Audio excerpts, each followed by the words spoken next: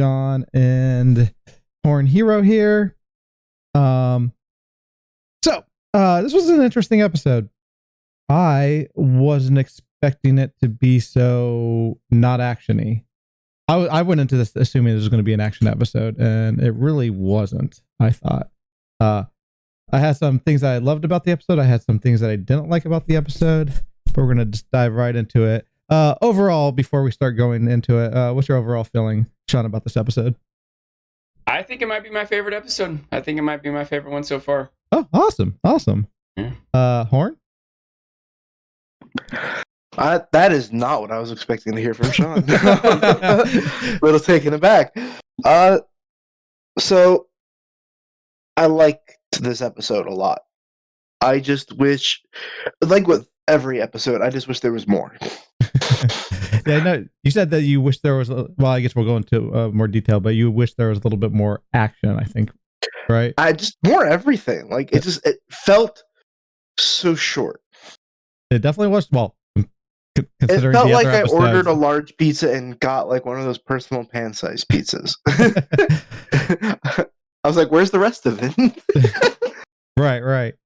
So, obviously this is set in present. There's actually nothing in the past in this episode. Usually they have like a callback to 2003 when the incident happens, but this was just all 2023 with Joel and Ellie, and a couple of other characters show up a little bit later in the episode. It first starts off with Ellie looking at a mirror with a gun, and she's like almost being like proud that she like is like, it looks like she's, you know, trying to be all cool, I guess is the what I got the vibe from. Which is a nice callback to the end of the episode. We'll talk about that a little later, but I set it for the end of the episode. Yes. But it also shows us that she kind of knows how to handle a gun. Yes, I was thinking that when she was, you know, now she was like holding a little like, you know, with one hand and all that, almost, you know, basically not accurate, you know, but you know, I feel like it's a stereotype, but like if you're like in the hood or something like that, you hold your a gun cool sideways and it's completely irrational, you know, because if you fire that gun, it's going to sling, or, you know, you're going to lose control potentially. You can't aim properly with one hand. That's the main thing. You can't aim it well. Yeah. But she was able to know to take the gun out of, or the bullet out of the chamber. Like she knew that was a thing. Yes. I forgot about that because I don't use guns very often. I think I've held a gun twice in my life, and I've fired it once at a shooting range. Same. I fired at a range. I used a regular pistol, which wasn't terrible, and then I used how was that? Not a Magnum, but like what do they freaking call those? Anyways, a bigger gun, and the recoil is massive. Like if I wasn't paying attention, it would smack me in the face type of like recoil. I was like surprised by that, you know. Obviously different guns do different things, but anyways.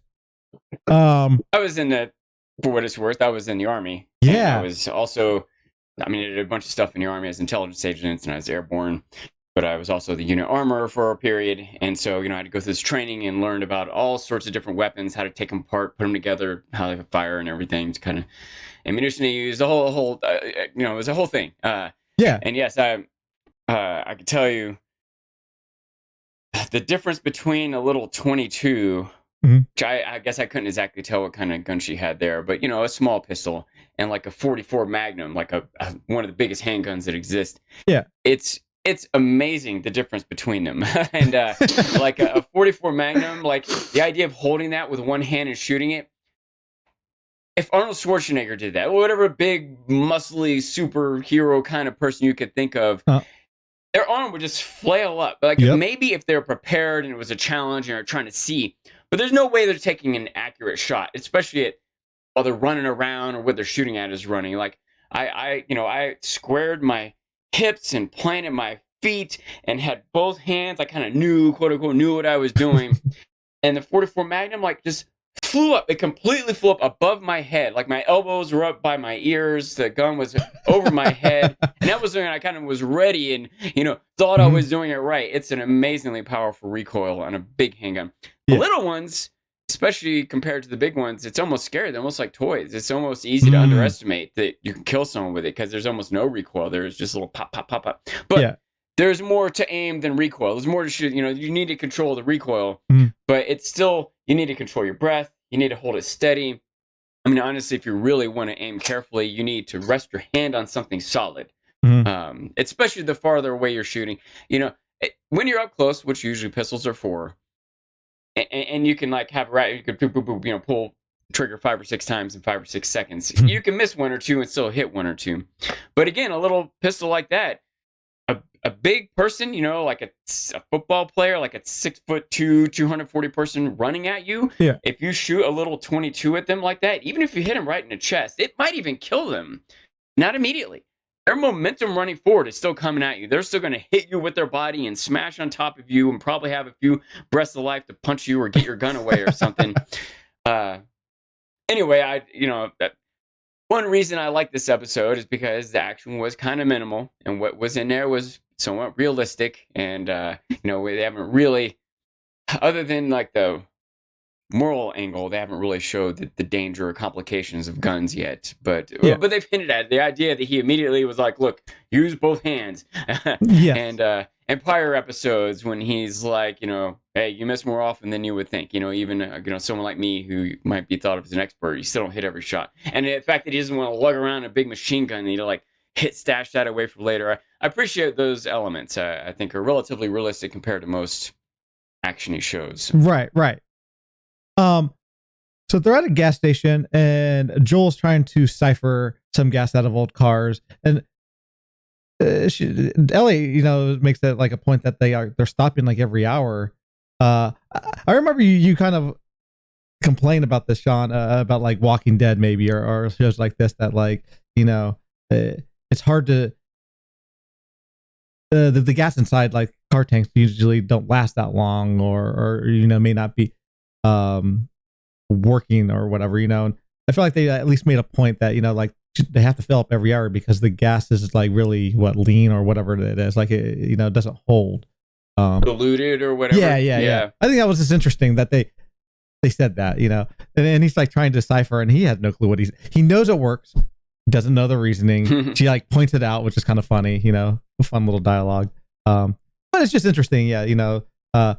I know Walking Dead eventually like they go into horseback riding and all that, like they have to go back to the before cars because you don't have gas really, like it's all messed up or dead or whatever, but anyways, I think that was like this an interesting little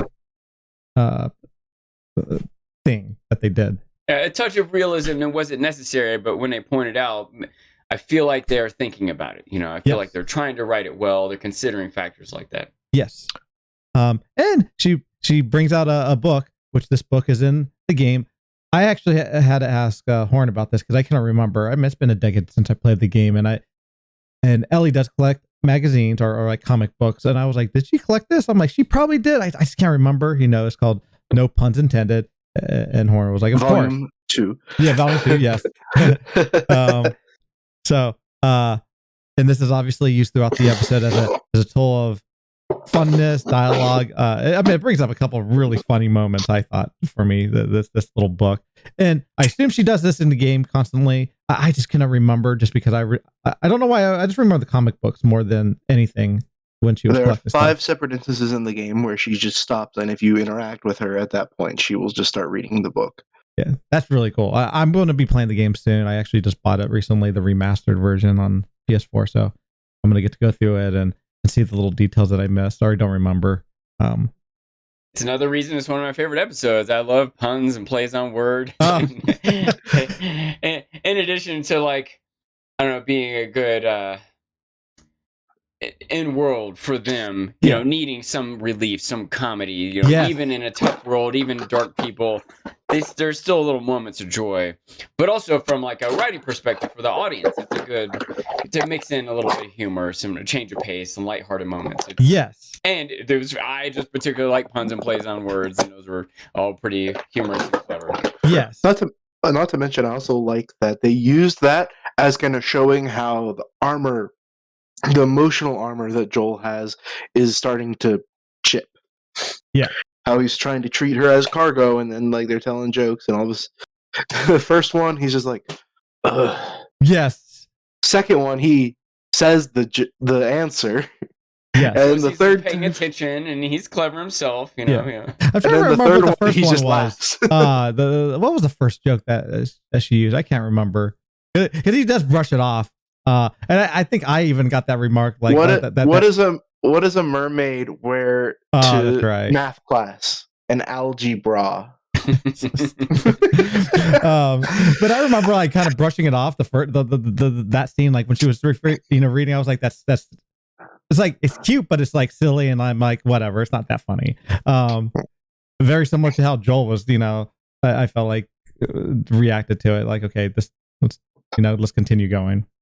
I also love how they humanize Joel in that he knows how to siphon gas, but he doesn't understand why it works. And I thought that was kind of a fun moment as well. He's like trying to explain how it works, and he's like, "You don't know, do you? Like, look, I just know it works, okay?" Yeah, exactly.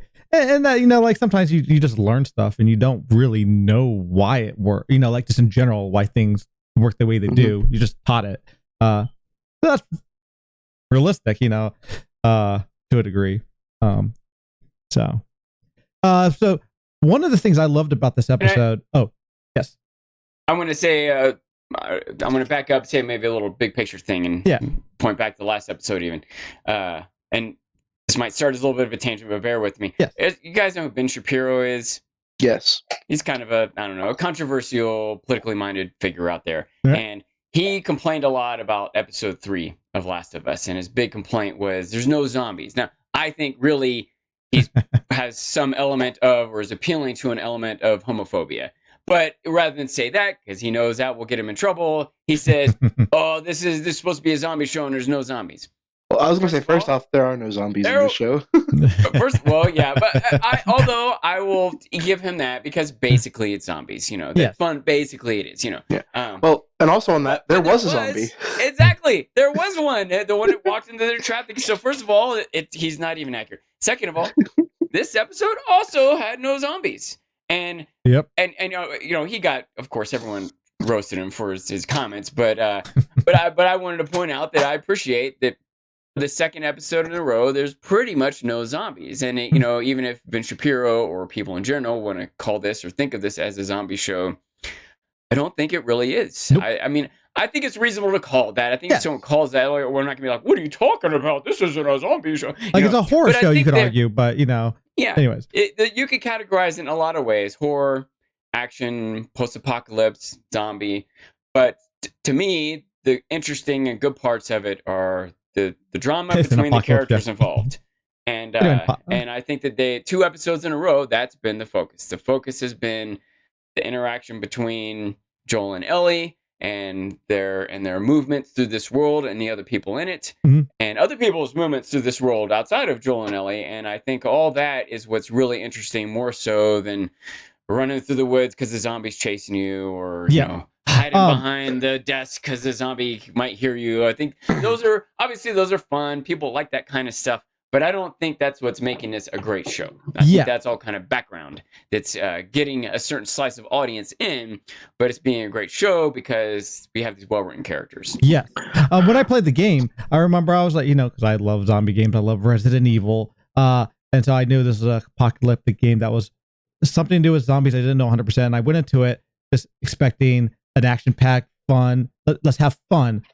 And when I was done playing, I was like, this was not a horror or a zombie thing. This was a very character-driven game. And that's partially why I wanted you to watch it, Sean, just because it made me question things. And, I had to think a lot about certain things that happened in the game, So no, you're absolutely right. That it's not about those zombies or the infected. It's much more than that. I like to think that the zombies are an ever-present threat, but they are not the focus of the show or the game. They are just bandits are an ever-present threat as much as zombies, right? And I think that's also an interesting thing. I'm not sure how much the showrunners are intending this, but it is, to me, coming across like that's the real horror. Yeah. Is the other people, not the zombies. You know? Yeah, correct. The zombies are just the reason the world is the way it is now. Also, zombies are predictable. Humans are not. You know, like you could get into the flow and figure out how to deal with a zombie, you know, to a degree. But a human could be a good person at first and flip on you. You know, like you can't really predict how the human. Humans, to be fair, humans aren't completely unpredictable. Oh, exactly. But they're less predictable than zombies. And of course, humans are greedy. Zombies aren't greedy; they just are. Yeah. So we have some humans are greedy sometimes, right? Like you know that's what I'm trying to clarify. That humans aren't completely any one thing. Like that was a big fear with Frank. Like when we first, maybe you guys didn't feel it when you first saw it, but like I saw a lot of people reacting to the episode that hadn't played the game, and they're like, "Dude, this guy could literally just kill this guy and then just take all his stuff." Like, and I'm like, yeah, that's a very real and present threat that could happen in this world. I mean, I was worried about both of them. Like, Bill could kill Frank and eat him, right? Like, this could go a lot of ways. We're not sure. Also, we have somebody here, Auto Power. He says in the show they make excellent use of the props based storytelling. But excellent use of what? Of props. Yes. Which they do. And I as long as we're going on about how and why we love the show in general, I'll save further explanation for as we get through the plot chronologically. Yeah. But the moral dilemmas is what I think is the most interesting thing the characters have to deal with, and this episode had maybe one of the best ones. So. Oh yeah, yes. All right, and that's another thing, talking about the ever-presence of zombies, it kind of changes the nature of morality in this world. It makes us reevaluate things we thought we knew because there's a different level of resources for people and level of danger in the world. And so you have to think about things differently. As dark or challenging as that might be, you might in the end decide, nope, it doesn't matter. Even if you're starving or if there's bad guys all around, your morality doesn't change. Right? Some people will make that argument, which I think is reasonable. But I think that this challenges that argument, at least. A show like this can challenge an argument like that. Yes. So one of the things I really liked about this episode was the use of scenery. So, you know, like the first 10, 15 minutes is them just driving and you get to see the world. And they spend sometimes 10, 15 seconds on a shot that looked like it took forever to prepare, or CG. I don't know what they did, some of it looked like it was practical effects. But anyways, I just loved how they did that. They spent time to build that. As a filmmaker, I just think that's a really neat thing. Like when they're passing and there's the tanks or the military cars that have Fiji or whatever on them, stuff like that. And this is shots, some of the shots were just really cool. And they use a song. I think they're playing a song in the radio. Alone and Forgotten. Oh, I'm sorry, Forsaken. Alone and Forsaken by Hank Williams. Are you familiar with that? That artist or musician? I know Hank Williams. He's a pioneering country artist. I don't know. I want to say he's from the 60s. Generations back. And I had several in the country world. He's a legend. I'm not a particular country music fan. That's fair. I don't actively dislike it, but I've never, young Johnny Cash at least, I've never really pursued it, so I'm not that familiar with it. But I know enough to know that he is a legendary music figure. Yeah. And it's neat that they keep, this is the second time they've done this in the car. They just play a song, or play a cassette player. Just to listen. I mean, you do that when you're driving in real life, so. But anyways, Ellie finds another magazine in the truck, which was another funny moment where she's flipping through some guy magazine and she's they're sticky, just trying to get a reaction out of Joel. And it, obviously they're just trying to. I love how they're building her character up, just because I'm used to Ellie in the game, and she's very different. She's the same, but look why she's very different. So like trying to separate them. I'm starting to fall in love with this Ellie. That makes me, I think Bella Ramsey's doing a great job with Ellie, personally, as well as Joel. Pedro is doing a very good job with Joel. Because I'm now looking at them as characters versus comparing them in ways sometimes when I'm watching, if that makes any sense. Well, why they're having to change why she looks the way she does. Well, yeah. They did get like 1,000+ people to try to see if which Ellie would be the right Ellie. She just was the right fit. Like when you're like doing a casting call, you can't be picky. You can't be like, oh, I just want Ellen Page.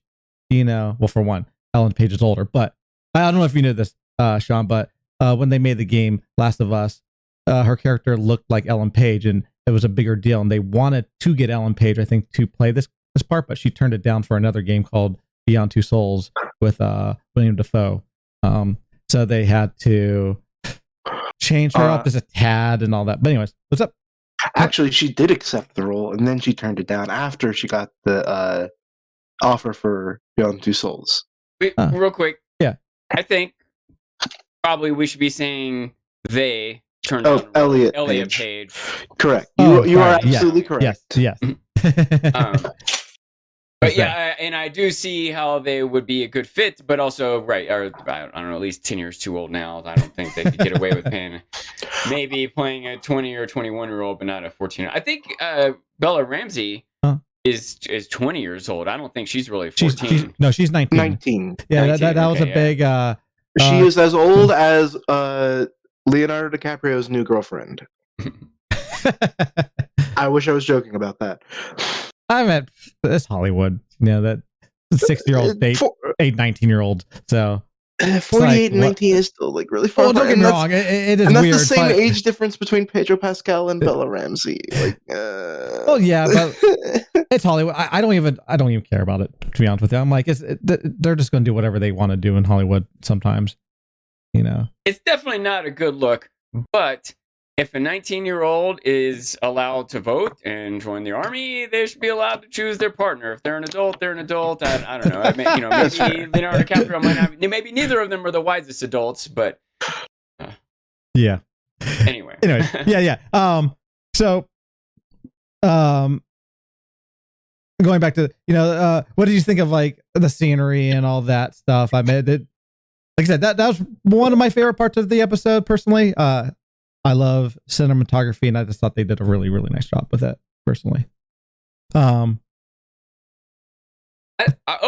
I liked it, although I will say I didn't feel myself particularly taking note of it, per se. Yeah. But maybe that's good, right? That yes. They're just setting an impression in my mind without me being like, ooh, look at that. There were a couple things that did, I don't know, get my attention. But I think they did it in a way that helped tell the story, which I think is particularly good. I'll try to explain. Yeah. At one point, I can't even remember for sure if it was in this episode, but they said something about how trucks would come or had come through at different points to clear the roads. To yes, that was all cool. the abandoned cars out of the middle of the road. Yeah. And that appeared to be the case early in this episode as they're going through the road and all these cars are kind of pushed off to the side. Yeah. But when they suddenly got to a point where this bridge is blocked, and when he got out and kind of looked forward beyond the bridge, it seemed clear. I became highly suspicious. So much so that I was a little disappointed for Joel for falling into this trap. Now, maybe they didn't have another choice, or maybe he knew it was a trap but thought it might have been a trap set 8 years ago and he's not worried anymore. Yeah. But I felt like they were obviously walking into a trap. I felt like But I felt that way because of the setup. I bring this up, by the way, because I feel like the imagery they presented us got my mind to think about how this could be a trap without anyone saying that per se. And I to your point, want to give them credit for the set design. Yes, set design is very awesome. Auto 2 Power says you can fight or die for your country at 19, but you dare try to drink till you're 21. Bring in just conversation from earlier. So obviously they're driving. They pull over, and because Joel's been driving for 10 plus. I think it was like maybe even 13 hours. I'm not quite sure. He's driving for a long time, obviously, because they're going from Boston to Wyoming. Someone pointed out that Kansas City right now. So that's, yes, halfway across the country. Yes. Someone pointed out that he's probably like speeding, which, because he's traveling really fast. But who cares? No. It's not like a bad thing. Who's going to stop him? The cops? But no, I think the point is, that it explains why he was able to get so far so fast. Exactly. By speeding.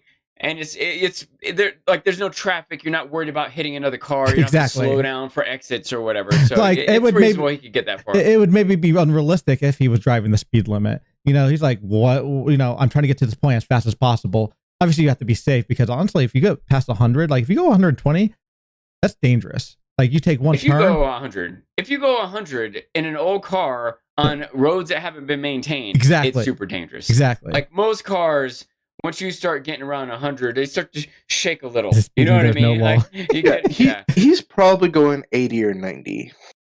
Yeah. Realistically. Exactly. But yeah, the point is like he can't go super, super fast because he puts himself in danger, but also he's not going to go speed limit because there's no point. Like speed limits are defunct. Exactly.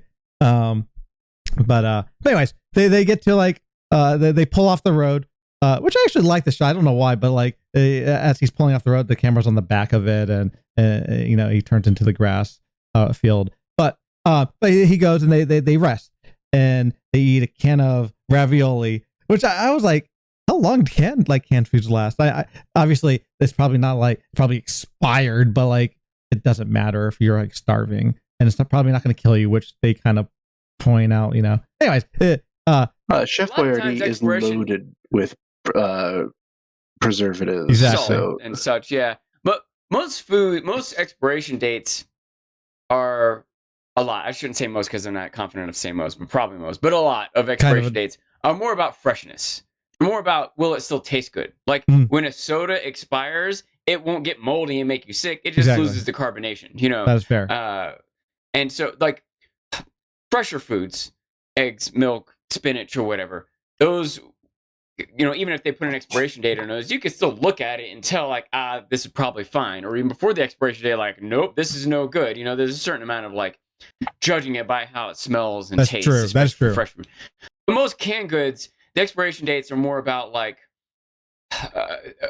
how long is it still going to taste good and trying to avoid lawsuits. Because probably most canned goods, if you just put them in your closet, they're probably good for 20 or 100 years.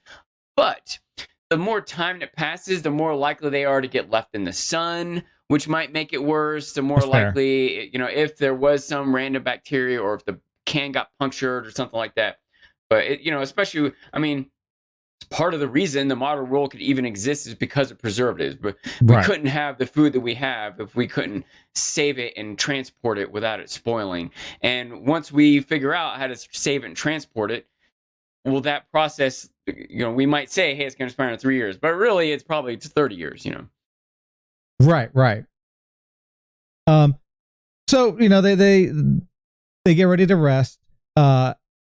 Ellie says another, pun. Why does the Scarecrow get an award? And Joel, this is the time that Joel responds because it was outstanding in his field. Yeah. Which I love that. I don't know why it was so. It's such a good pun. I it's so silly, but I loved it. Especially since that's like a movie direct thing too. I don't know. It's just so silly. So after that, she's she points out, like, "Are we going to be safe? Sleeping here?" And he's like, and this is a very fatherly thing to say, or parent. Of course, whether it's true or not, he.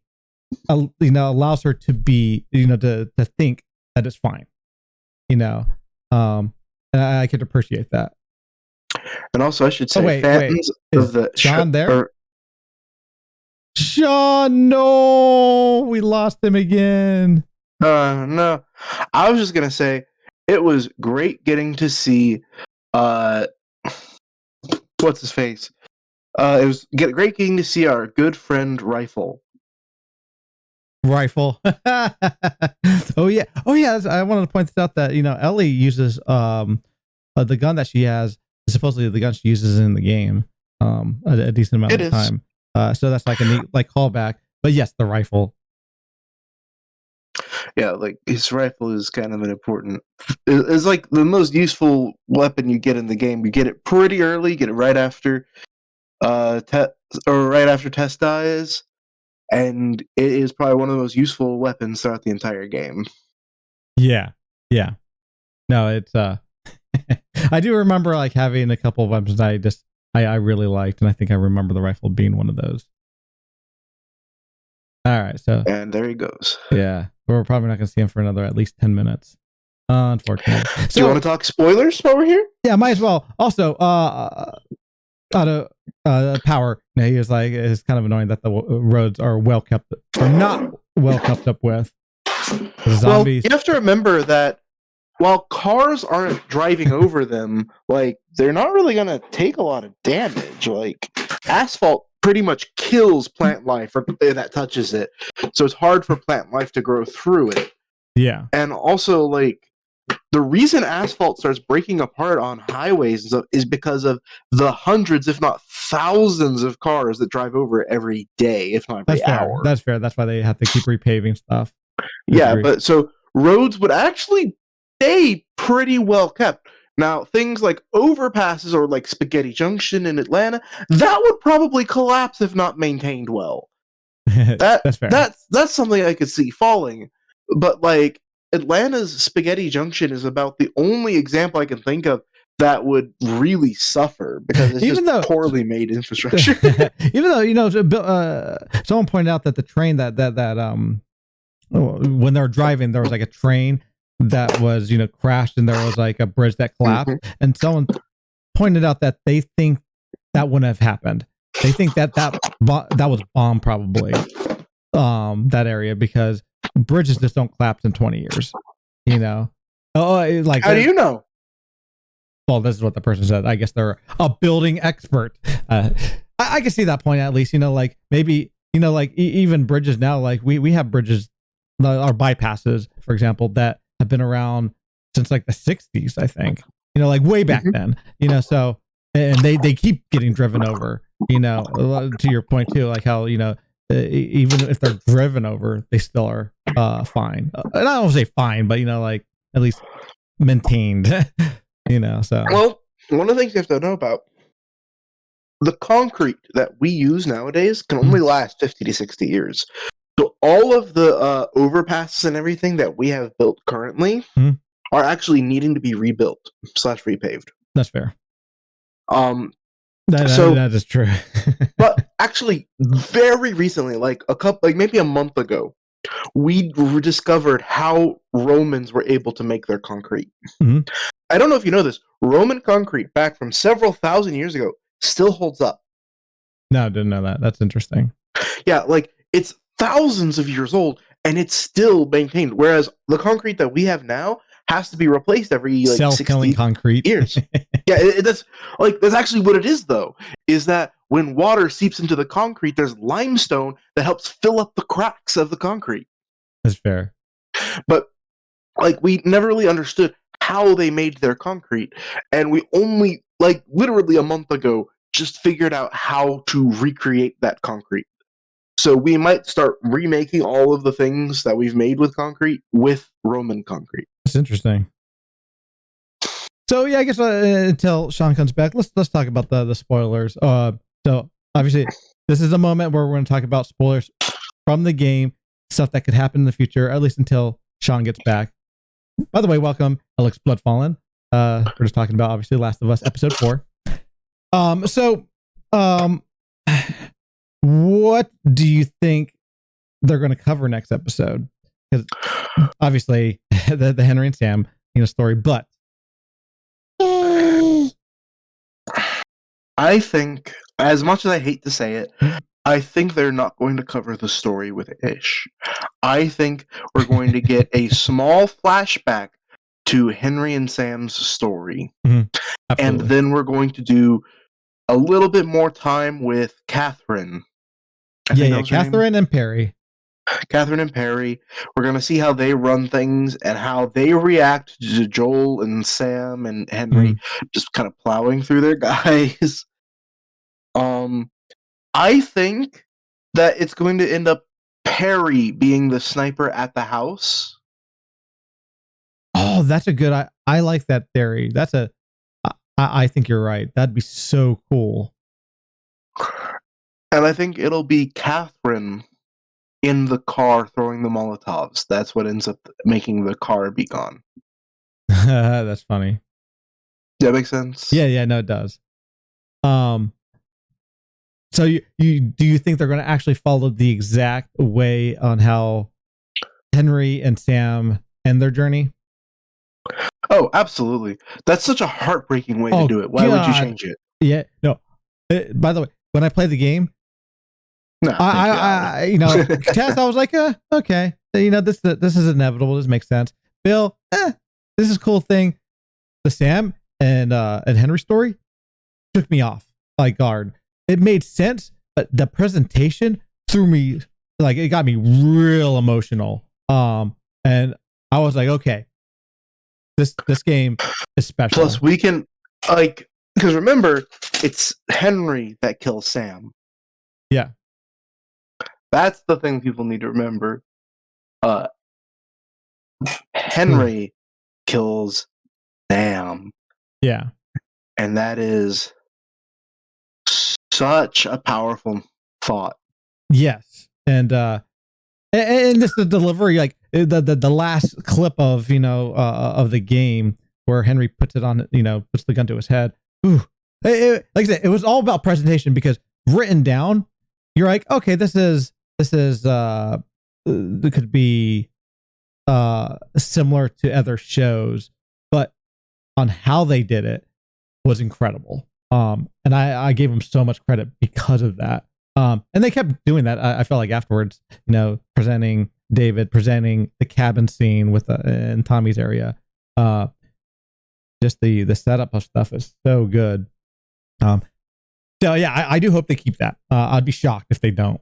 I may even be mad to a degree. Like Tess's end, they're trying to hammer home the threat of infected. And I think that changing Tess's death, Tess's death to be that way does solidify the danger of the infected a little bit more than the way they did it in the game. In the game, humans were the most threatening enemy. Mm-hmm. But that's fine. I'm perfectly okay with that. Yeah. So, sorry. Little coughing fit there. That's fine. But so, and Bill's story fits perfectly for an action game. That's fine. It does. But for a show, you need more character, you need more involvement, and also a little bit more representation never hurt. Yes. So getting to see that actual relationship play out and not just play it off as a joke in like a little bit of time, that was wonderful. And also just spitting in the face of just people that are just bigots. Like, I loved it. I know. I think how they presented Bill and Frank in the story in the show was incredible. Like it almost was like, man, that was such a great way of presenting two characters. Can they even do this again later on in this season, like with Sam and Henry, David? I mean, we got to see Tommy a little bit, but they brought the bar really high. I felt, for characters that were, you could argue, throwaways. So I'm excited to see what they're going to do with the rest of the characters. They already have like a pretty interesting, obviously, story to Henry and Sam, at least connecting them to the plot, I guess, of the story, versus I think in the game they had a different, at least, role to play in the story. Yeah.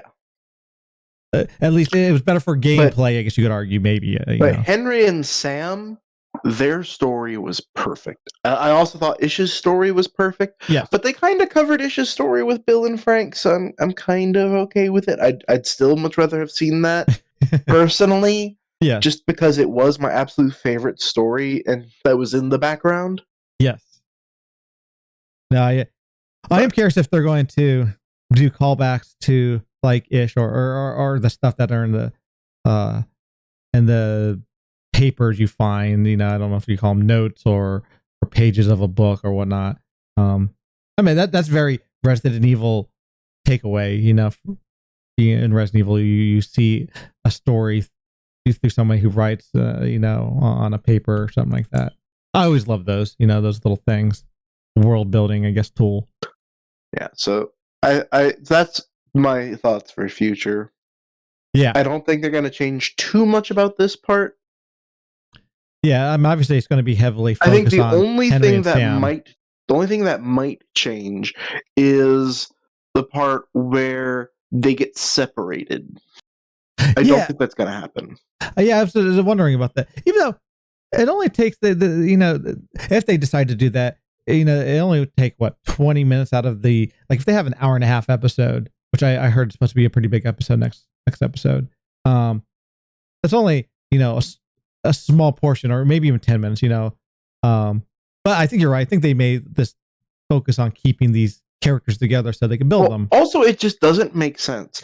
So Henry and Sam, Henry sees how good at killing people Joel is in the game, Yeah, and probably in the show too eventually. So he has the skill. Why would he run? Why would he just leave Joel to die, especially when all of his friends were killed? Like, do you think does he only want him and his brother to live? Does he want no one else to live? Like, if they show that in the background, then maybe I can understand why they separate. But honestly, like, it goes so against his character because he seems to be really sad when he mentions the people that were with him in the group. Right. Yeah. So, yeah. Do you think Catherine will get killed off in the next episode? I debated about this one. Absolutely. I feel like they're the leading because she's supposed to be a sub boss, I guess. But I think she acts. You know, this is obviously part of the reasons why one of my complaints about the episode was her character. I am hoping to see more. I'm hoping to care about her character next episode. Let's just say that. Oh, I'm hoping to care about her character too, but I am fully prepared for everyone to die because of the heaving underneath, which they kind of spoiled that. That's basically just a bunch of infected are gonna come out from under there, yes. Including a bloater. Actually, this is a good point. How many infected do you think there are going to be?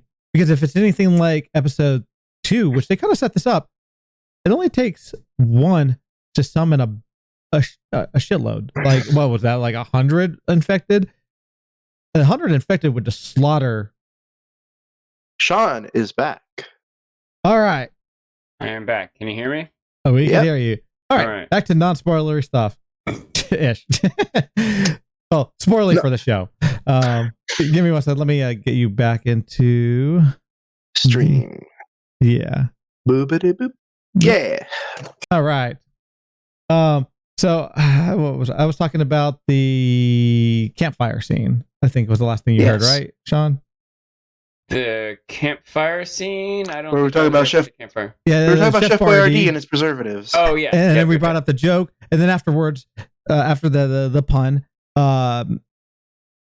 Ellie says, Ellie was like, "No, we're gonna be safe," and Joel was like, "Yes, we are." And I was talking about how a father or a parent in general would make sure that the kid knows they're going to be fine, whether it's true or not. They have to put on this face, you know. And I feel like that's what Joel was doing, you know, of course. And after like she passes out, he even like he may have overthought it and is like, now I'm going to keep watch because, you know, throughout the night you see him, he's keeping watch. He's not basically getting sleep. You know, he's driving a lot. He's not getting sleep. You know, how's that going to affect him? So they get up. He has coffee. But coffee actually, I don't like coffee, but I do think coffee smells good. Well, you've also lived around coffee. If you're not a coffee drinker and you don't like coffee, you're gonna think it doesn't smell very good. Trust me, as somebody that used to not like coffee, I used to hate the smell of coffee. I'm with Flint here. I like the smell of it, but not so much the taste. If you put enough sugar and cream in it, it can be okay. But just black coffee on its own, to me, it's like it's just gross and bitter. Especially when the main reason I think people drink coffee is for the caffeine, and maybe a lot of people probably like the flavor, whether or not that's because they associate it with the good feeling of the caffeine. I don't know, but I want caffeine for something sweet. Give me a Dr. Pepper. Sean actually mixes drinks. He's like Dr. Pepper and Mountain Dew and a little bit of Coke. I usually I'll mix like a juice. That way I'm getting some nutrients because soda is. I mean, coffee doesn't really have any nutrients either. And, I guess if you add sugar to it, you're getting some calories, but maybe not the best calories. And cream maybe get some calories, but also some amount of protein or calcium or something. But I like the naked drinks to have. They're just like full of like all sorts of vitamins and nutrients. So good. And then I mix it with a Mountain Dew because that way I still get my caffeine and I still get my nutrients, and I also like the carbonation mixed in there. But what if I would like carbonated? Doesn't Coke have a coffee flavor? I wonder. I should try that. If it's sweet and carbonated and coffee, I'm willing. I was gonna say, if you really want like a soda coffee, like super caffeinated coffee, try Java Monsters. Those are very good. It tastes huge. Monsters are too. That's a lot of. I feel like they're big. I feel like soda's a little poison. So I just drink a little, but a Monster is like a lot of poison. I don't know if I want that much. Well, you can get you can only drink like half of it, and they also come with ones in like a glass bottle. They taste just like a mocha from like Starbucks or something. All right. It's pretty nice. So they, so they wake up and get this coffee and head on the road. I find it fun. This is where I feel Joel's starting to chipping at his armor. He is like slurping on the coffee as Ellie is like, that's disgusting. He feels like he's like starting to like this girl, more than just a cargo. Even though he does say, you are cargo in this drive. But I feel like this is where you start chipping at, him actually starting to care. But you have a role. He's the driver. Ellie's the map guider. The navigator. Mm-hmm. Yes. And they start bringing up a couple of things. A lot of they bring up Tommy. And we knew this because of episode 1. He had a bumper sticker with the military symbol or military thing. But they talk about how he's a joiner. That's the word that Joel uses to describe his brother. He's a dreamer. He's someone who dreams of becoming a hero. Which I guess is a term in real life. I feel like I would probably be something like that if I guess I got sent to the army and all that stuff. Actually, I mean, this is off subject, but why did you join the military? On some level, I might have been a joiner. I hadn't heard that term before. I thought about it a little bit, my thoughts here are a little bit torn, so I don't want to seem too judgmental or divisive. But at this point in my life, I'm much more of a pacifist. I understand that there are bad people out there, and maybe we need to have some defenses to do something about it. But I didn't have that understanding when I was 17. You know what I mean? I don't think anyone. My dad was in the army. I grew up on army bases. Okay. I just wanted to be an airborne ranger. I watched the military movies about World War II, and generally speaking, it's like this heroic, patriotic thing to do. But when you get in the army, you realize that there are a bunch of idiots and assholes who are legally in charge of you, who are legally in charge of a bunch of guns and soldiers, and can just do awful things, whether they mean to or understand what they're doing or not. And most of our military, at different points, and again, maybe there's some debatable. Well, certainly there are some debatable topics here. But in my mind, I saw Red Dawn. And I was like, yeah, man, if the Russians attack us, I'm going to fight them off. But I didn't think they were going to send me to some other country where some kid just like me joined the army because their dad was in the army in Iraq or whatever, and people in Iraq don't have control over what their crazy leaders are doing. We elect our leaders, we're kind of responsible for what our government does. But people in other countries with dictators that don't have democracies, they get drafted into the army or don't have a good world view. Their heads are full of propaganda from their governments and their religions and their families, and not that we don't have plenty of that here too, causing people to join the army. I'm just saying that, like, when you're young, there's a lot of naive reasons you have, and even if I had these noble ideals of protecting my country, which I don't know, no one's invaded in America for a long time. We invade other people. You know what I mean?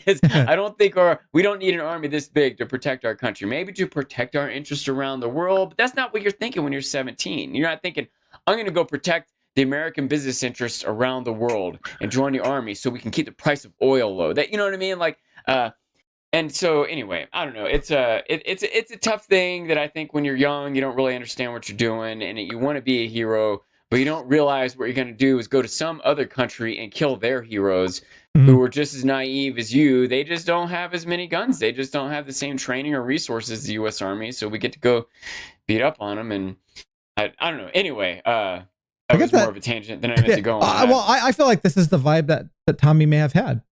It made it sound like it was a negative experience when he went there, or at least how Joel saw it was negative for Joel. Whether or not maybe Tommy became a little disillusioned, but it seemed like he still had that mentality. And by the way, sorry, I'm rambling a little bit, but that was the other thing I realized, that, like, even if, however naive I was, but I had it in my mind that I was willing to die for my country. I was willing to run across the field with people shooting machine guns at me and die trying to stop the Chinese from coming up the coast of South Carolina or whatever, however naive that might have been. I really had that willingness to sacrifice myself. Yeah. But what I did not consider at that age is that I might have to kill someone else. I just didn't think about that. If I had thought about it, I'm not sure what I would have decided, or if I would have still joined. Fortunately, I was never put into that position. But I think once someone is put into that position and does kill someone else, it's hard for me to comprehend. You process that, how you move on from that. You probably at least partly move on from that by suppressing it, by not thinking about it, by justifying it, etc. Maybe by becoming a dark person, abandoning your morality.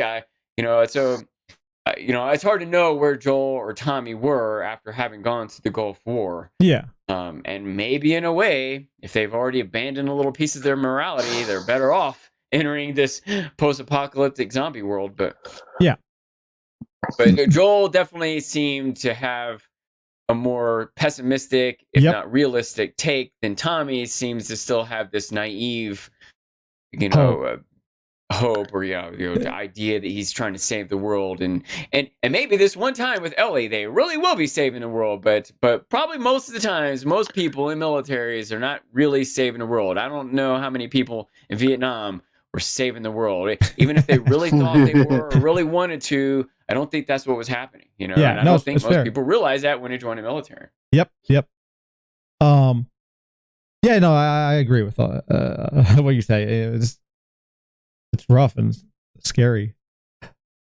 I think it's I like that they bring up that he was in the military and he joined, and this is why after what happened with them at they're in Texas, they traveled from Texas to Boston because they just joined another group, and he was there to protect his brother. His brother was there to give, he was thinking he was going to change the world somehow, save the world from this disaster. But Joel's like, this is just like any other war almost type of view. And he got caught up in fireflies, met Marlene, Tommy did. And so you just get this backstory of who Tommy is, and to a degree, who Joel is. Horn, did you want to say something? I was just saying that this episode, for this first bit, through the car scene and to the scene that we're about to get to talking about, was all pretty much directly from the game. I was wondering that. Yeah, I mean, obviously I knew there were parts, but like I don't remember. They didn't go over Tommy though, did they?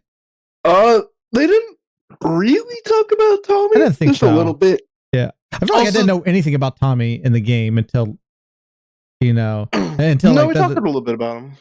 Well, you knew you were supposed to go toward him, but I felt like I didn't get the backstory that the show that basically giving him. Also, in the game, the ambush happens in Pittsburgh, not Kansas City. But they said that the showrunner said that Kansas City is a more realistic path to Wyoming than Pittsburgh is. It's like a small change that doesn't really mean anything, but it does. Like that. That's neat that they changed it because they felt it was more realistic. I assume drive wise. I don't know maps enough to confirm or deny whether that's true or not. Yeah, I don't know. But it also might be more realistic if Pittsburgh would have been a more dense population center, and so getting through that, they might have had to face more zombies, more bandits, more bombed roads and infrastructure. That's fair. And so, like, even if in modern times, in the real world or whatever, the path there through Pittsburgh might make sense. It might not make sense in this scenario. That's fair. I was also reminded of another thing that I was about to bring up. I don't know if it's super relevant, but I just have this thought still in my brain right before my power cut out for some reason. I can't explain. Stupid computer. I love your computer. Don't do it again. That I don't have some of the expectations for what Joel or Ellie are supposed to be like from the game. Fair. So, one, I appreciate them. Two, if you guys, even with your expectations, still appreciate them, even if you're finding them distinct from the game, I think that's a good mark for the show, for the writers, the editors, the performers, etc. No, very, very true. So, we talked about this, how Joel gets to a dead end, so he has to turn around. He has to look at the map to figure out how best to get around this obstacle. And they head into the city and they get lost really badly. Ellie's supposed to be in charge of navigating. But she's been, this is like her second day. They say maps in general, I think, experience or could be complicated. So a little kid, obviously it's easy to get lost. I bet if it was nowadays, they would just use a GPS if it still works somehow. But another good reason for the change from 2013 and 2003, by the way. Right? Yes. But also, even if she was more experienced with maps or driving, which they make a point that she wasn't, the signs might not still be up. You know what I mean? The absolutely. map might not be accurate. What year was this map made? What year are they in? How much change did the city go through, etc.? There's a lot of reasons they might get lost that aren't necessarily her or Joel's fault. I did feel like they probably could have just gone around that bridge somehow in the first place rather than turning back around to the city. Yeah. Especially because in that first episode, the way Joel and Tommy just turned off, just started driving through a field. Yes. But they did make a point. Remember, we talked earlier about the presentation. That it was kind of a steep hill, and you even saw cars along that hill that seemed to be abandoned, whether they couldn't get up, or maybe the other side of that is a river or some steep drop off. But I feel like they should have done a little more exploring. Yeah. Maybe just turn into the city, go to the next sets. It might have made the most sense at the time. It might have been the most direct and the least risky if they hadn't got lost. But once they get lost, also I accept it. I accept the setup. They needed to get stuck in the city, so I'm okay with how they got there. Even if maybe I can pick at it a little bit. This is at least maybe a little bit more of a reason why he chose this. He got lack of sleep. He's probably not thinking in the first place properly. Good point. Yeah. And he started, like me. I was just I just want to get there. Let's just go around. There has to be a quick turn. And of course it doesn't, but maybe even before I felt like they were going into a trap. Maybe he thought this is how to avoid the trap. Maybe getting on the other side of that bridge, he thought was the trap. Yes. As opposed to going back into the city. I don't know. It's hard to say. Yeah. But of course they run into the QZ and the doors are flung open and he's like, okay, they've been overtaken.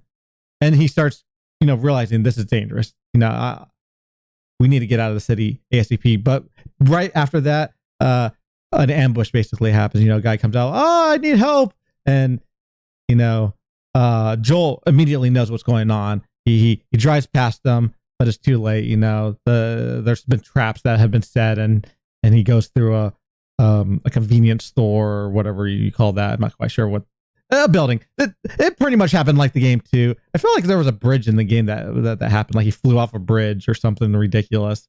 This was at least more realistic than I remember the game being. Nonetheless, they get into the wreck and they get outside and you have to start fighting. Well, he has to start fighting. And this reminded me of the game because one thing that they did, Sean, in the game that was really neat was they transitioned from cutscenes to gameplay so smoothly. So I felt like I was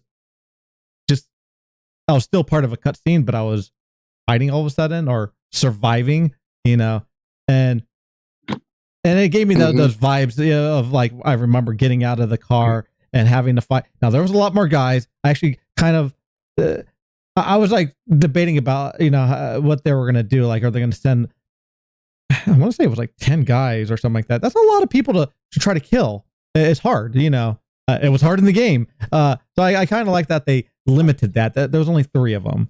There was only 2 that he saw, and there was happened to be one maybe a little ways, I would have felt it's a lot less realistic if there had been 10 people on their home turf with a trap they've set up and they know who's coming, and Joel and a young girl who aren't ready for this taking out 10 people. I would have been like, ugh. I would have rolled my eyes and groaning. But the way they did it, I was like, oh, this is really good. Yeah. Yes. 10 people also makes it like when there's 2 or 3 people, you worry there might be 2 or 3 more. When there's 10 people, or how many are there? 100 more? How are 10 people? I have more questions. Like, why are these 10 people all superheroes that are like flinging themselves into this danger? Like after the 4th person is killed, all the next 6 keep running into their own deaths. Yeah, no, 10 people. 10 people is more of a video game number. It's not like a realistic number. Exactly, because they're trying to, obviously a game, you're trying to have fun, you're trying to survive in a situation like this. It makes sense for a game, not real life. And maybe 10 most people. important of all. Oh, go ahead. I was just going to say, and 10 people is more challenging than 3. Yes. And maybe most important of all, it takes away from the levity of someone getting killed. Yep. Like if they just like ran like pop, pop, pop, pop, shoot off 8 or 9 people, and then Ellie has to kill one person. Like, what's the big deal? You just killed 8 other people. But they made a big deal about it, and that was the point I said earlier on that one of my favorite moments of the whole show happened here in this moral dilemma. Like this guy who, on some level, is just trying to figure out how to survive. Yep. And in fact, he's doing the same thing that Joel used to do. Yep. Like, how harsh are we going to judge this guy? Yep. And now at the moment, he's shooting at you. You shoot back. It's kind of self-defense. But now you got him. He's paralyzed. You shot him in the spine. He's probably going to bleed out. Should you help him? Should you feel mercy or sympathy as a human? Yep. Or should you kill him because he might still be dangerous? He might have a grenade under his back, or have friends on the way. Right. Even if you were able to quote unquote save him, how's he going to make it? Should you kill him out of mercy? Like this flood of moral and emotional dilemmas are coming up here. Right. That would not have existed or been believable if they just killed 10 other people. Exactly. And I thought it was one of the best moments of the whole show. It was one of the most like stressful, frustrating, tense, swirl of emotions I had. Maybe not in the whole show. If I thought about it, I might be like, well, there was that one scene. But it's in the top 2 or 3. It's the type of thing I want the show to be doing. Right. And they did it. And it would have been a mistake to have just killed 10 people right before this. It just wouldn't have worked. That's fair. Now, I do have one pet peeve about this episode that I thought Sean was going to have too. Is it like about the scene? It's not too late. I can still have pet peeves. Okay. It was where after they clear the scene, they don't take that many supplies with them. They don't take a lot from the truck. They took his knife. They took the guy's knife, but they didn't take anything from their truck. They kind of just left the truck as was. That I understood because there could have been another sniper just waiting for them to go back to the truck. I feel like it's reasonably. In fact, what I kind of expected was for them to try to get back to the truck. And again, it might not be too late for that, right? Right? They don't know quite what they're up against, and probably whatever they're up against knows their truck is there.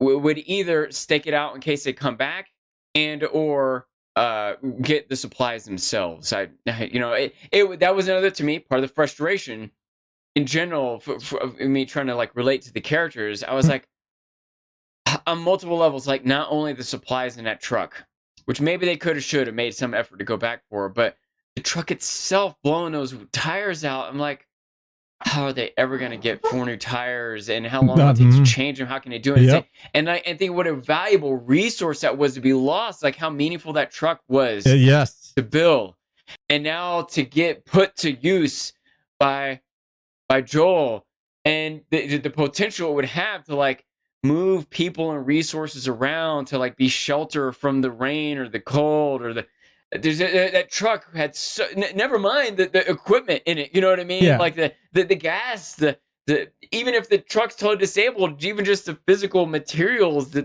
radio, the seat, so much. I was devastated by the loss of that truck. That's good. That's funny.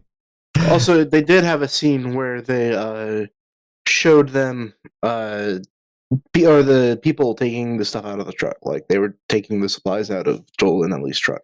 And they announced it too, and when they were reported back, they were like it was well loaded or something like that. So yeah.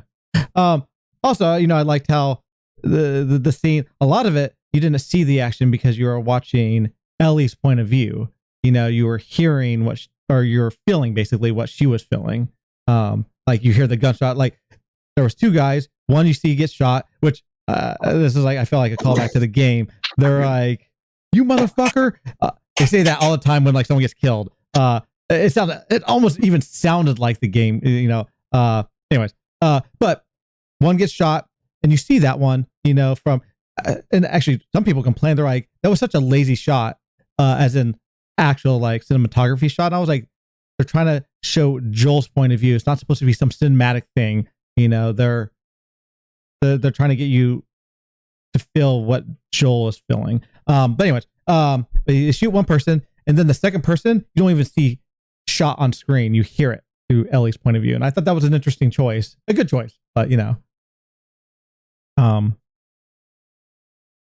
but they get out of the situation. I was torn, very similar to you, Sean, with the whole like killing. I don't honestly don't even know what I would have done in that scene. I feel like I would have spared him, but it's like it's easier said than done. Say somehow you knew he really had a mother when he was like, my mom's just a couple blocks away. I'm like, oh man. I was like, maybe he's lying just to try to get you further in the trap or to save himself. Yeah. But maybe his mom is really just 2 blocks away and her son's just bleeding to death, and his last moments are going to be so tragic and painful and sad. And I don't know, man. It was a tough moment. I liked how Ellie, because Ellie obviously comes behind and like shoots him and doesn't even kill him, like just, because it's hard to shoot and kill, and she's like, she doesn't even know if she wants to kill him. But I like how she goes back in and like she like cries for a moment, like, she was not happy about doing this, but then she has to like get herself composed, because they have to get, move on. She can't like just deal with this right now. And that leads into a new character, which was not in the game. Her name is Catherine. Catherine or Catherine? That was Catherine. Was it Catherine? Maybe it was Catherine. I thought it was Catherine. I put Catherine. Cat. Anyway, Let's call her Cat. Yeah, Cat. And she's talking to a doctor. And there's the doctor seems to be covering for a person named Henry who may have tipped off. So she lost a brother during the whole, I guess, attack with the QZ or the Fedra. And she thinks that Henry was behind it, like was like a snitch or something like that. And she thinks the doctor knows where Henry is. So she's trying to get information from this doctor. And they try to, make you feel the history of the doctor a little bit, of her connection with the doctor. What are your thoughts on this, Sean? Let me say real quick. Her name is Kathleen. Okay. Oh, thank you. That actress is also, or she might be in other stuff too, but I just happen to be watching Yellow Jackets right now, and she's one of the main characters in Yellow Jackets. Okay. I thought it was interesting. I think they're showing that this woman maybe is similar to maybe Marlene, maybe to some of the Fedra people. That the idea that she's becoming what they're fighting against. Maybe we don't know enough about the background, but you get the idea that on some level she's got a band of people and she feels responsible for keeping them alive and safe, and that they probably fought a lot of violence from both zombies or whatever and other bandits, and maybe even other internal warring like seems to be happening right now.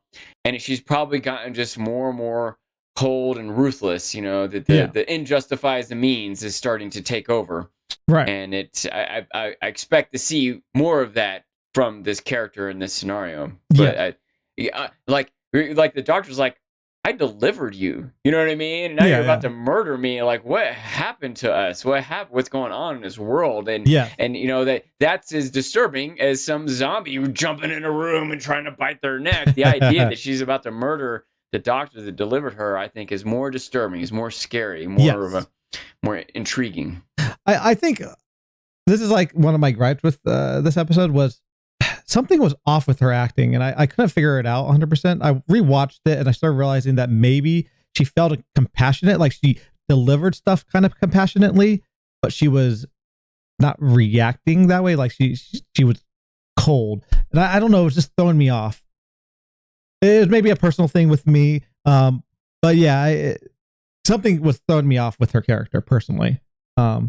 I get her point. I don't know. I think we're supposed to be thrown off. I think she is a conflicted character. She's not sure how she's supposed to act. That she's like at her breaking point, and it probably up to this point has been fair, just, kind. But now she's at the point where like, screw it, I'm going to start killing people.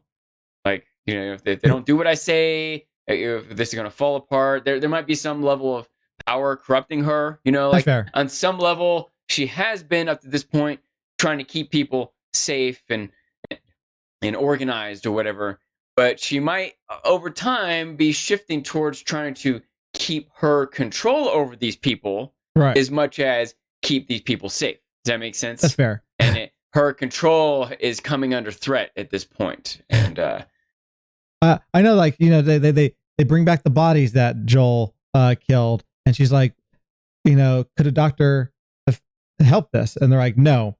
So she goes over and kills him. And I was like, are you freaking serious? I'm like, yeah, maybe he cannot cure them at this. She's thinking short term, and that made me mad. Right. Now, maybe that's part of her character, but I know how doctors are valuable in a world like this. They're extremely valuable in Walking Dead, any apocalypse thing, and it's so stupid to kill them off. Because but what else is valuable? Loyalty. That is true. Honesty, that's fair. safety, all these other things. And she might be misevaluating it. But if she has decided that my people and maybe her own position aren't safe because of this guy and a couple other people, and not only are they going to keep making things worse, but like by their actions, and maybe she can keep him locked up, and that it will keep that at bay, and he can even still perform as a doctor. But maybe they are going to inspire further, what's the word? Questioning of her authority or whatever. Does that make sense? Yeah. Then maybe she just has to she's like, don't mess with me. I'll kill you. No one's too important. I'll kill the doctor. Everyone better obey what I say. And she's fair. She doesn't necessarily want to do this, but she feels like she has to maintain order. And that's fair. But the question, what's the point of maintaining order if we're murdering each other? It's a gray, it's an interesting scenario. Yeah. Horn. I have no opinions. Okay, not fair. I thought you disconnected. Or nothing aside from what was already said. That's fair. I think the only thing that I liked about this new stuff was Perry. You didn't tell me that you were in the show, Sean. What? Oh, you're talking about the guy that the military guy. The second in command is guy that has a similar beard. Yes. His name is Perry. He actually, if people didn't know, most people started realizing this or no, but Perry did the voice of Tommy in the game. Okay. So, and they're trying to get some cameos from some of the people who were voice actors in the game. Like they're going to have Troy Baker who does Joel, and I think they're going to have Ellie at some point. The one who played Ellie, I can't remember her name right now. Me neither. But their plan is to at least have them do a cameo of some sort. And this is Perry. You said he was going to be Frank, and I was like, really? I thought so too. I really thought so. I found out where Troy Baker is supposed to be making a cameo. And I'm like, at first I didn't notice it, and I was like, oh, anyways, it's in the future. So we'll deal with that later. But yeah, no, that would have been a different take on Frank. I'm glad they got the person who played Frank to play Frank.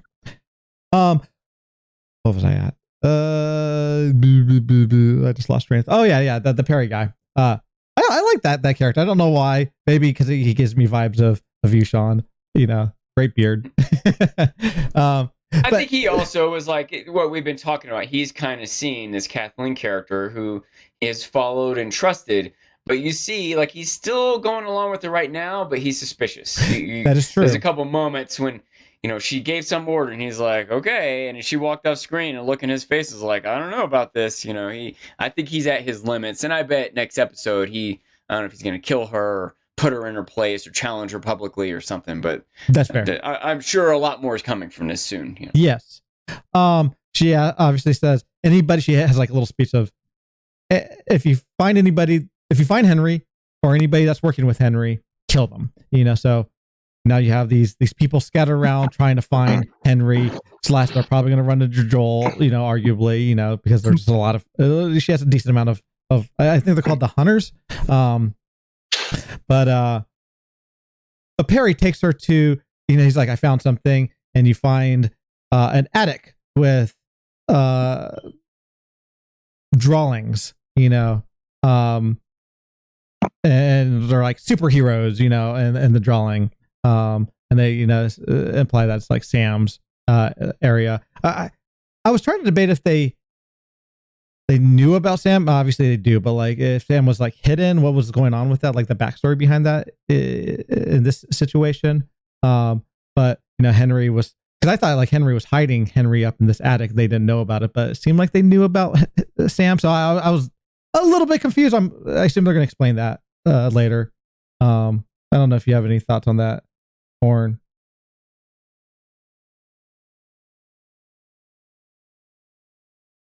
I don't have any thoughts. Okay. And then they go downstairs and they said there's like the floor is concaving in. And they're like, we're gonna deal with this later. Let's find Henry. Like her drive is pretty much, it looks like a revenge thing. She's acting irrational to get revenge for her brother, and she's whether it was Henry's fault or not, she's almost like blaming it on him and using that as an excuse to get revenge. But I think maybe at least partly revenge, maybe mostly revenge, but also to maintain her position. That's true. Her control here. Yeah. And I think that was part of what we're seeing, is that we keep hearing about this Henry guy, and we think he's going to be some villain, some betrayer who deserves to die. But then we find out like he's a dad with a son, and Kathleen is just seems uncaring about the fact that he's a father and has a son, and that element of this is not changing her decision-making process at all. And we feel like as an audience, it probably should, Yes. And I don't think that was just a floor caving in. My interpretation was there's zombies underneath that floor. Yes. There's fungus underneath that floor. Yes. And it's a potential existential threat. Their whole community either has to leave or deal with this or something, and she's just blowing it off with her single-minded, power play or whatever. So, which is what Perry is like, all right, this is going to be the straw that breaks the camel's back. I think that's what's happening. That's where he's at. That's fair. She thinks she can just put this off, but I don't think she can, and I think Perry knows she can't either. No, absolutely. You get a scene with Joel and Ellie hiding away in some type of bar. They like start going after like the residential areas, thinking that's where Sam will be. But they're safe for now. He realizes, and he shows her how to use a gun. And this was just a nice little scene, more character development, more more Joel kind of being like a dad, you know. Is they hold the gun with two hands, you know, because it's harder to get out, or you know, for someone to grab it. On top of it, it's easier to shoot. Any thoughts on this scene? It's a pretty straightforward scene, but yeah, good scene. We kind of covered little bits of it already, but yeah, I liked it. And then the last scene is they go into a building, which has, you know, many floors. They stop at like level 33, which I don't think is the highest. It was like 45 or 55 something. Yeah. And they finally relax and try to go to sleep. He like puts glass, you know, to make sure if anybody comes in, he'll notice them. And they have a conversation, you know, Ellie and Joel. This is another pun. This is actually a really, it's such a stupid pun, but you know, the diarrhea pun, you know, that's hereditary. It runs in your genes. Yeah. And I love Joel's response. You know, he's like, that is so goddamn stupid. Like, I feel like I would say that, you know, like it, and he just starts laughing, and I just started laughing because he started laughing. And you know, it makes sense too. Like, you know, he's exhausted, he's tired. Sometimes when you're tired, you just laugh at things. It was just a good moment. Well written, you know, greatly acted. And he passes out. Oh, she also brings up the fact that you know, he can't hear out of his, I think it's his right ear. Or he can't hear as well out of his right ear. Yeah, you know, now he blows it off that, you know, shooting, you know, probably did it, or someone shot me or whatever. But I wondered if it had to do with his daughter, why he can't hear out of that ear. I don't know that 100%. What do you mean it had to do with his daughter? When he got shot, when him and his daughter got shot, maybe, you know, something affect. Now, maybe it's something in the future. Maybe it's just irrelevant. Maybe it's just shooting constantly. You know, it is 20 years old. Because he did dive forward at that guy. Yes. As he was shooting, so he might have shot it right next to his ear. But yeah, I mean, it is pretty common to get hearing loss from being around a lot of guns, and exactly. especially if you're not wearing, you know, ear protection of some sort, which he wouldn't have been in that moment with his daughter. Yeah. I've got a couple things to point out here, and they're both kind of going back to earlier gripes I had. That on one hand, I feel like they're handling things well now, but it makes me extra upset with why they didn't handle things well before. Yeah. He makes this is actually earlier in the episode. I'd forgotten about it, but it was when my power cut off. Yeah. But he tells her we're not going to make a fire because the smoke is going to attract people. Well, it makes you go back to being frustrated that Bill started a fire. Bill should have known that too, and he should have, if he was starting a fire, should have attracted more people. There's a little frustrating little moment from that episode that you know, again, it wasn't enough to make it bad, but enough for me like groan a little. But I appreciate that they addressed it here. Yes, but it makes me extra frustrated that they did it differently in the past. Wait, when did Bill start a fire? He was chopping firewood. I don't know if they specifically showed him build a fire, but I don't know why the heck he's spending so much energy chopping fire if he's not going to build fires. Mind you, that was earlier on during the apocalypse, where people. That's also very true. At the beginning of the apocalypse, he was in his basement with cameras. You know, he's prepared. That's fair. That's fair. At what point did he stop worrying? Yeah. So similarly. Remember how I made the point of when Joel was in the room with the clickers that he should have thrown something across the room? Yes. And you guys were kind of arguing it like, well, that still might not have worked. Yeah, but it still doesn't mean it's a bad idea. Right. Here, he sprinkled the glass down, and you're like, oh, that's a good idea. But it still didn't work. But he still did it. You can still have good ideas that don't work right. That's fair. So I appreciate in this moment that he had the awareness to try that, even if it didn't end up working. But it frustrates me in the past that he should have had the awareness to try things that he didn't even do, whether or not they would have worked. It shows that he could have done it. It would have given us respect for his experience, and it could have still not worked. And so the plot resolves as it did anyway. That's fair. Et cetera, et cetera. So that's fair. Maybe part of this is giving Henry extra credit for, you know, being in my defense about the glass. I didn't disagree. I agreed with you on that. I was just like, I mean, that does make sense. But yeah, that's fair. It's fair. And yeah, like you said, it didn't work. We meet Henry and Sam. Sam has like a superhero mask painted or on his face or whatnot, and we'll get to know more about them in the next episode. So yeah, any other thoughts? I can't think of a particular thought. Like I said, it was one of my favorite episodes, and it had several little bits that maybe relatively nuanced that I still really liked, and maybe the what I want to think of as like the centerpiece of the episode was one of my favorites, and so Yeah, and I think they did a lot to kind of further the world building, develop the characters, maintained a lot of realisticness, and got some emotional value, and are setting up more for the next episode. So Yeah. all around, like I said, I think possibly my favorite episode, probably my favorite episode. So the first episode, it was also really good. I appreciated that one. I didn't have a lot of complaints about how the action went, and I appreciate the aesthetic they got and the different time periods. But it was also almost an hour and a half, so like I better like it more. It's spent more time on it, and anyway, if I had to pick my favorites between this one and the first one.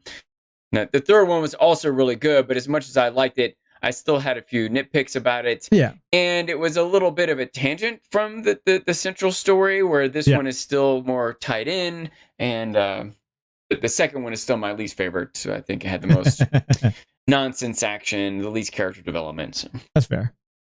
Horn? I did like this episode. I also liked how when he falls asleep, we see him roll over to where his bad ear is the one that's up. Yes, and they focus on his watch, which is the watch that his daughter, So yeah. Any predictions, Sean?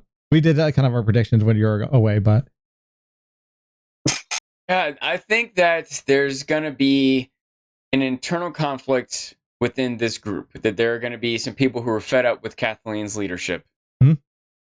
And that whether they, or whatever side people might fall on that, they probably still are going to be concerned about, in one way or the other, about Henry and about these newcomers, right? There are going to be some people who are upset at them for having killed their friends. There are going to maybe be some people who are curious about news from the world. There are going to be some people who are maybe want to leave with them to get out of here. There are going to be some people who maybe still think of Henry as a friend and want to help him, and therefore want to help Joel, but maybe they're torn because Joel killed their friend. There's lots of potential little conflicts to come out of this, which is part of why I'm so intrigued by it. But I think as they kind of like develop all these little things that are going to interact in the middle of all that, a bunch of zombies are going to burst out of the floor and throw a monkey wrench in whatever anyone was doing or thinking.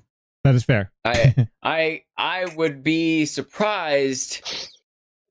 I'm not so sure we're going to get out of this city next episode. I expect we're going to go through next episode of Joel learning details about this scenario from Henry. They are clearly showing us stuff outside of Joel and Ellie's perspective. Most everything we've seen so far has been from their perspective, but I think we're going to see stuff from outside their perspective, from Perry and Kathleen and maybe some other people. Yeah. But I think that a lot of different storylines are going to be intertwining and bubbling up, and probably toward the end of the episode, that all that is going to explode when a bunch of zombies suddenly come. When it becomes clear to everyone that the city is getting overrun by zombies, and right. I didn't even consider the fact that Kathleen might be infected already. Probably not. I don't think so. I started to think she might feel this time pressure to get revenge for her brother quickly, because maybe she's infected and knows she only has like 24 hours, and that's why she's willing to blow off the zombies, because she's going to be dead soon anyway. But before that's probably not going to happen. It's probably not, but it's at least an interesting thing. Consideration. Potential. Yeah. Ooh, I wonder if it might be too much for Henry to have realized his son is immune also. Maybe his son also has a bite in an extra bonding moment, or maybe an extra tragedy if he ends up getting killed or something. I'm not sure, but anyway, those are maybe like more stretches of the way things might go. But I'm a little more certain that we're going to see a lot of intra-faction fighting from the people here, and a lot of storylines, kind of complicated storylines intertwining that are all the direction it seems to be going, or the direction different people, the goals or motivations that different people have, is suddenly going to have a tumultuous turn when the realization that the city is in danger from the fungus. This is interesting because you're bringing up something that I didn't think about. How old do you think Henry is? About the same age, the young teen. I can imagine him being 11, but maybe 15, probably 12, 13. That's oh, sorry. Guess. Henry's the older one. Sam's the older one. 40-ish. He's 23 or 24. 23? Yeah. 24? Oh, yeah. Way off then. Yeah. Yeah. That's why. So they're brothers. How do you know that? It's a game thing. That's why. So in the show, he might not be that young. Yeah. I thought the actor was that old. Sorry. I thought they got an actor that was around that age.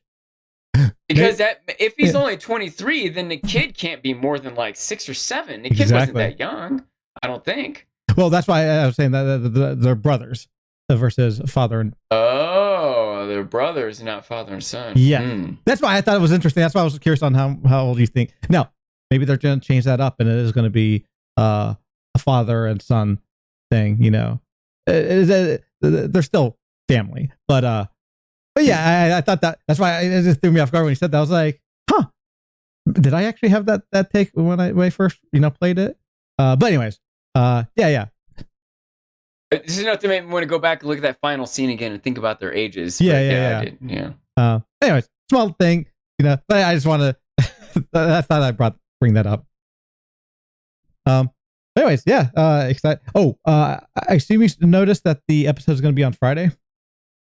Yeah, because the Super Bowl is on Sunday. Yes. I'm torn because I'm hoping I have enough time because I work and all that. I have to get up early. I may have to watch it Saturday. I really want to watch it Friday. We'll see how my schedule plays out. But overall, yeah, if people didn't know, it's going to be Friday, no Sunday. And yeah, I think that wraps up this episode 4. It was called Please Hold to My Hand. I've been trying to figure out why they named it that. That's such a weird name. Like, it's hard to say in the first place. Pretty sure it's the name of the song at the beginning. It's not. Or some lyrics in that song. Maybe, but the song's called Alone and Forsaken. I thought the same thing, and then it wasn't. I didn't hear anything in the song that said, please hold to my hand. I thought it was a play on words like, please hold, but then eventually it's to my hand. I can't figure it out. It's such a weird, like I said. Yeah, I just assumed it was hold on to my hand. I didn't realize till you said that I was like, what? That's not. And I just looked on Wikipedia or whatever, and like, oh, please hold to my hand. That is unusual. Yeah. Anyways, a weird choice of an episode name, but yeah. Anyways, we'll be doing this next Wednesday. It does, go early, but we're going to do our review like we normally do on Wednesdays, around 2 or 3 Eastern time, PM. But thanks, Sean, for being here, and Horn. And you all have a good night. Bye-bye. Bye-bye. Bye-bye.